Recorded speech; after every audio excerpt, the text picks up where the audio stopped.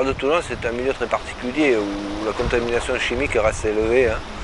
En particulier, les sédiments sont très fortement pollués. Surtout en métaux, etc. C'est très lourd, c'est un jeu de mots. Alors c'est évident que dans la petite rade, avec les anciens chantiers navals et aussi la marine nationale quand même, qui de temps en temps nettoie ses bateaux, etc., le fait le mieux possible actuellement, il y a une pollution extrêmement forte de la petite rade, une pollution qui peut être caractérisée par une certaine présence de mercure et de plomb, entre autres. Les contrats de baie ont analysé cette question sur la petite rade et sur la grande rade. Les sédiments ont été pollués au fil des siècles, et en particulier dernièrement par le sabordage de la flotte de Toulon. Et donc ces sédiments sont chargés encore aujourd'hui de métaux lourds. Et donc une des problématiques, c'est de s'assurer qu'à chaque fois qu'on va faire des travaux dans cette rade, sur son périmètre ou au milieu, qu'on ne remette pas en suspension tous ces sédiments qui sont chargés de métaux lourds. Une autre problématique, c'est la pollution diffuse que les uns et les autres amènent à travers notamment les pluviaux ou à travers leur activité industrielle. Donc des petites quantités produites par chacun, mais qui multipliées par 2000 ou 4000 artisans ou industriels fait qu'il arrive d'énormes quantités de polluants dans la rade de Toulon. Donc ce sont des choses sur lesquelles on travaille encore aujourd'hui. La moindre pollution, le moindre accident peut tout de suite être détecté dans les moules, qui sont des filtreurs. Donc on est très vulnérable et on a eu quelquefois, occasionnellement, des soucis liés à des dysfonctionnements, que ce soit les réseaux d'assainissement ou que ce soit peut-être des zones militaires à la suite d'intempéries très fortes qui ont dysfonctionné.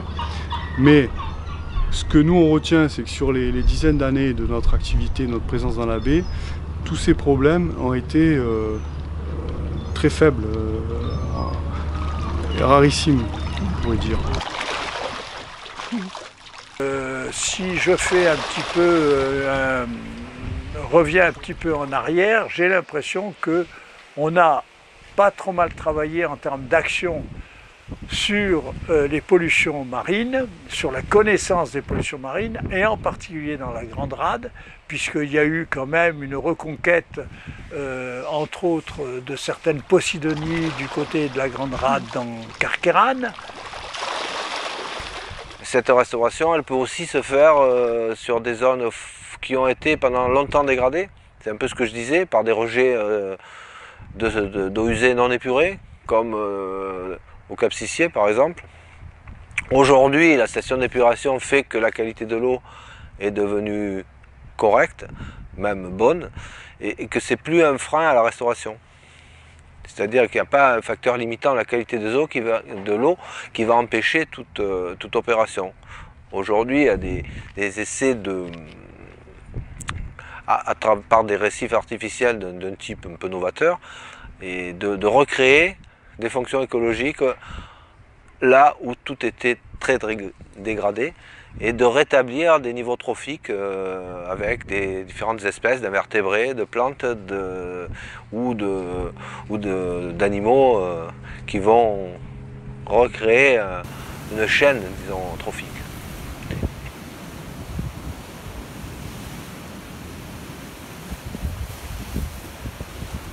Alors, ce qui est intéressant dans notre rade, c'est que la rade, depuis qu'ils ont fait le rejet des eaux à zéro, la faune et la flore reviennent.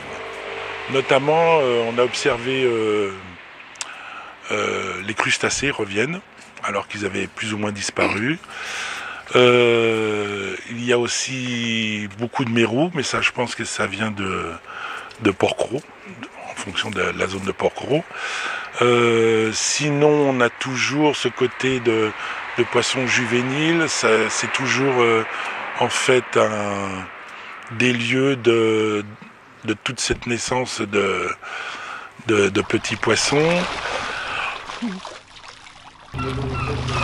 Dans les choses qu'on a pu observer, c'est aussi grâce au contrat de baie l'amélioration de la qualité d'eau qui nous a fait évidemment plaisir et qui nous a vu revenir certaines espèces qu'on ne voyait plus. On a même vu des oursins, on a vu des choses ou des grandes nacres réapparaître, enfin des choses positives. Et ce qu'on a vu aussi, c'est une profession que tout le monde croyait finie, qui a pu se reconstituer avec des jeunes qui sont venus, qui investissent, qui ont des projets d'avenir. Ça, c'est encore plus parlant pour nous que l'analyse très pointue de ce qui se passe dans l'eau, parce que c'est visible et ça fait plaisir. Alors évidemment, il y a des côtés négatifs. Le côté négatif, c'est que c'est quand même très bruyant. Beaucoup de bruit de bateaux. Les militaires aussi sont bruyants avec leurs pétards. Quand je faisais mon cours à l'école de plongée, les logements... Et puis une des grosses problématiques, ce sont les bassins versants, puisque ces fameux monts de calcaire qui entourent la perle rare nous amènent chaque année une pollution tellurique et par les grandes rivières qui s'y déversent. Et donc il faut quantifier cette pollution tellurique.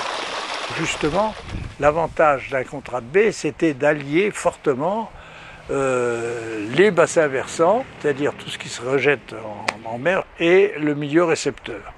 Or là, ce que l'on peut dire, si on a actuellement quelque chose de relativement correct en termes de pollution marine sur la grande rade, on a par contre une pollution très forte, très forte, sur la petite rade. Et arrivent maintenant des pollutions qu'on ne connaissait pas, c'est les pollutions par les médicaments, sur lesquels aujourd'hui on va devoir travailler. Ça, les perturbateurs endocriniens, c'est quelque chose qui est à l'étude et qu'on commence à appréhender. La solution serait de ne plus en rejeter, ou en tout cas d'arriver à trouver des traitements pour les supprimer, des rejets.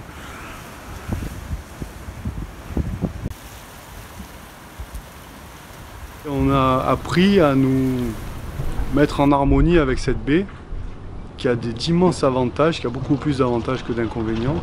On arrive à avoir une visibilité dans l'avenir parce qu'il y a le contrat de baie qui s'est mis en place il y a déjà un bon moment, qui est un immense succès et une immense garantie pour les professionnels pour leur avenir. Et puis il y a aussi, donc, grâce au contrat de baie, tous les efforts que toutes les autres activités de la baie ont pu faire pour aller dans le bon sens. Parce que c'est vrai que la rade de Toulon pourrait être un exemple d'une diversité gigantesque d'activités maritimes qui cohabitent parfaitement bien. Voilà.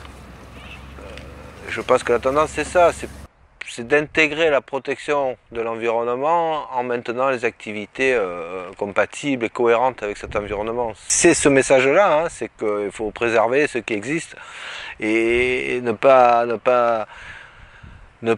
entamer la capacité de résilience du milieu.